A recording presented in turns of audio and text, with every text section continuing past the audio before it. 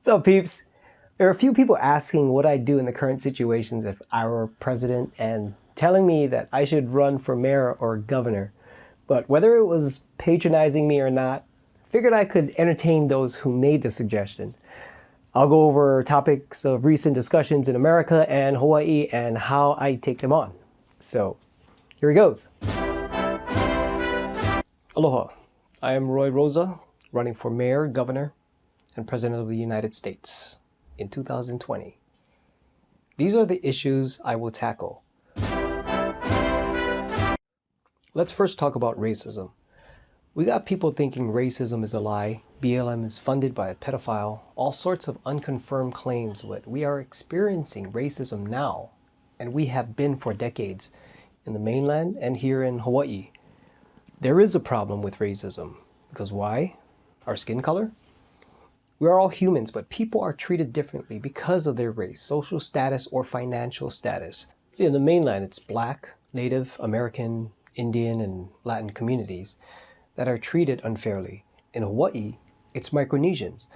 But let me educate you all. When I was in Guam, I was told that everyone who comes from, the Micronesia territory, which includes Guam, considers themselves Micronesians. And the Micronesians we have here are Chukis. But don't look at all of them as bad people. Every single ethnicity or groups of people may have bad people in them. So you gotta stop thinking Micronesians are bad people, because they're not. I also was hanging out with Chukis in Guam, and they were cool. Stop thinking the Black Lives Matter protesters are causing the riots and destruction. They're instigators, agitators, and some of the media who start them. Exercise the First Amendment peacefully to protest. But if you start causing mass destruction and injuring others in the name of protesting, expect to get arrested. Because once you start destroying, you've ended the protest. About defunding police. That sounds a little too much like cutting their pay or getting rid of them. Too many people mistake that term, so I'm for police reform. Focus on fairness to all, justice and public protection, monthly training on ethics, empathy, and have testing to see if officers are physically and mentally capable to protect and serve. Some police officers need to be less uncool and start being more cool. But damn right, I will allow HPD to de-escalate and detain with force if you punks and bitches act up. If you respect HPD, HPD will respect you. And I will make sure of that. Which is why I will allow the public to take video anytime they're stopped by police, and HPD won't have the right to stop the recording or confiscate your phones. HPD won't have the right to stop or block your recording. Otherwise, they can be charged for obstruction of justice and spoliation of evidence. And it goes the same for the public. Police also must record their actions with their body cameras.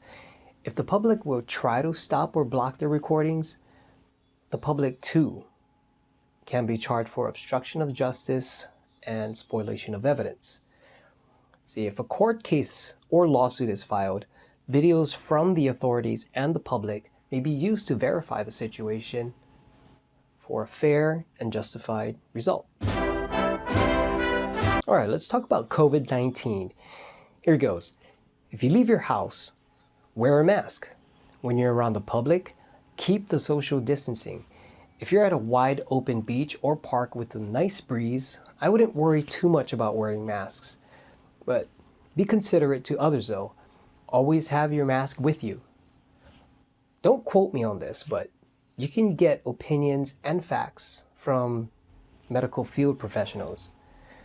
It makes sense to me that COVID-19 is easily passed in large gatherings where there is very little or no airflow, because the accumulation of saliva and mucus particles become airborne from the masses of people talking. That's why masks are helpful, to hold back the majority of mouth particles. Stay safe by not putting your filthy hands in your mouth or nose. Just have basic hand hygiene. In addition, if you go eat at a restaurant, you could use sanitation wipes to wipe the silverware and frequently touched surfaces.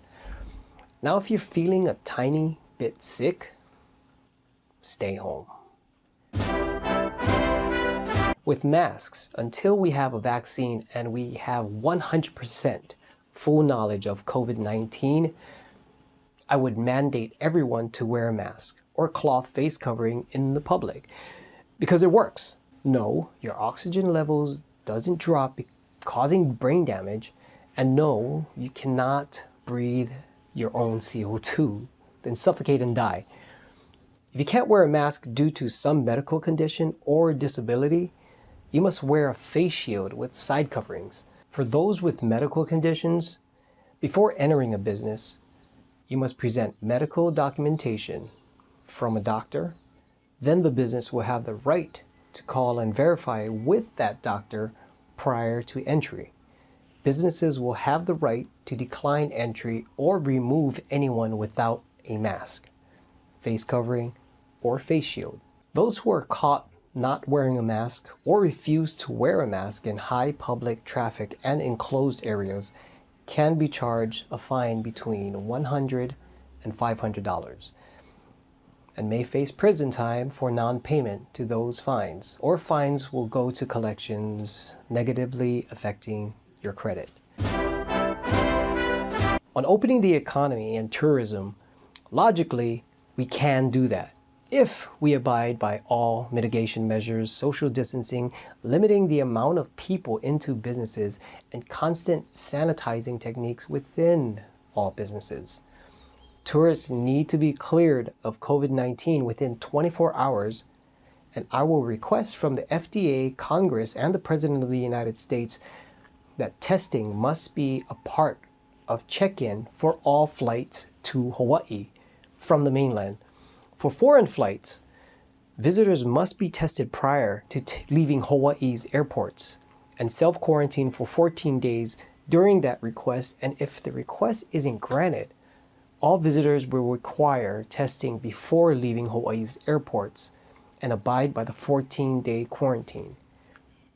There will be strict regulations, and if they are broken, there will be a fine between $1,000 and $5,000. Possible jail time if fines aren't paid, or fines will go to collections, negatively affecting credit.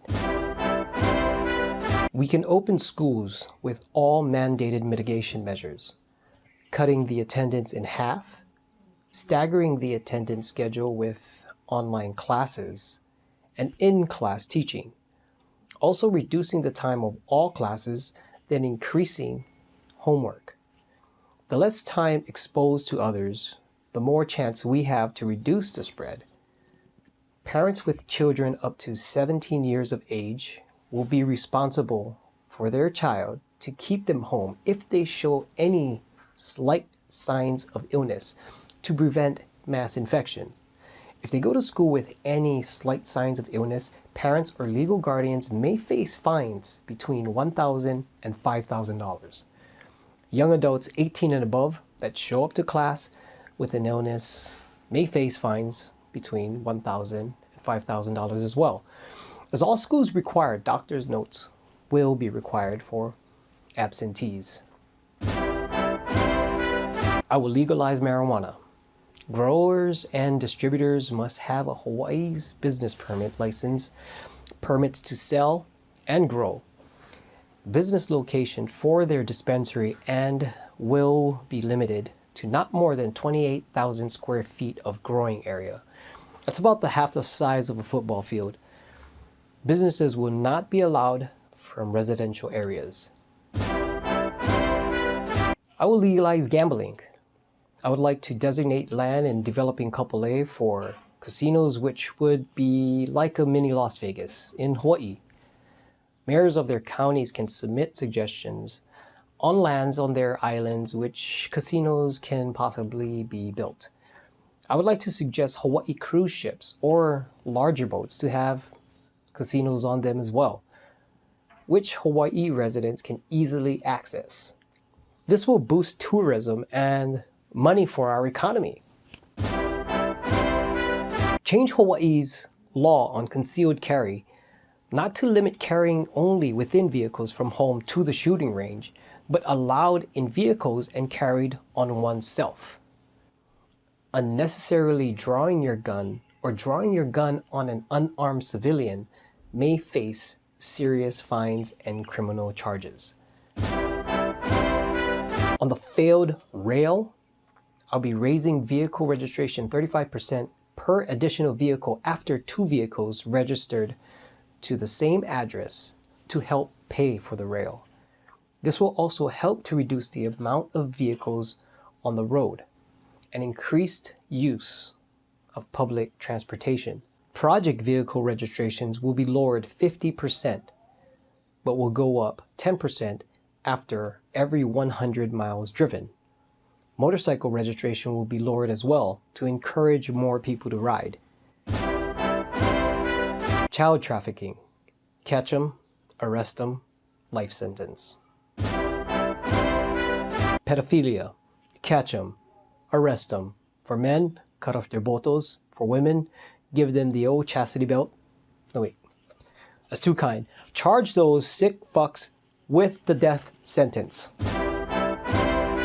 Community issues need to be addressed once a month at town meetings led by your town or city representative, which will be passed on to the mayor, then to me, and as your governor, we will take on the biggest problems in the state first.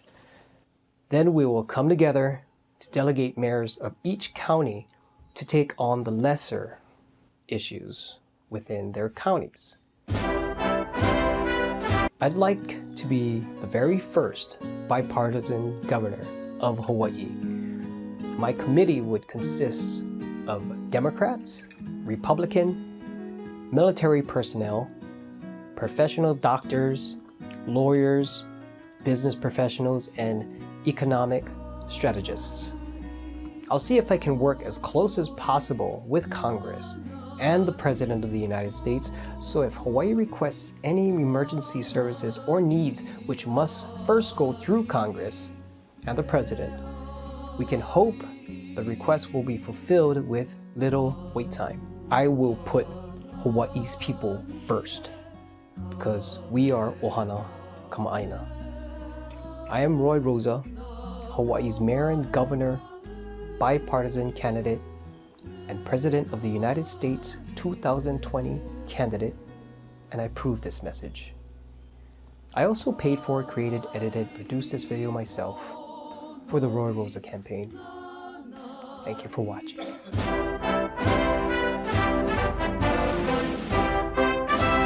Oh, there you have it. That's just my take on it. I have no background in politics, as you can tell. These are just ideas, but I'm interested to hear what you would do on these current situations, so feel free to comment below. Thanks for watching.